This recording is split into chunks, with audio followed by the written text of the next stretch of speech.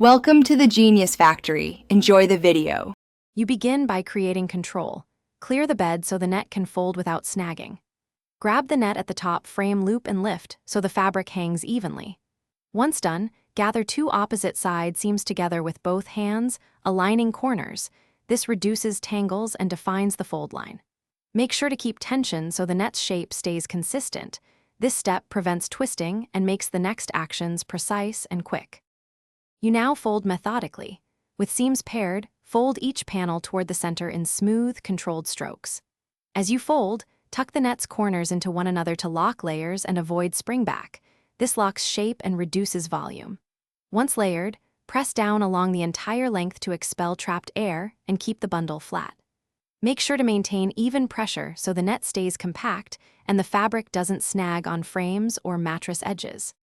You finish by rolling or folding the compact panel into a tight bundle, maintaining the flat profile to prevent bulking.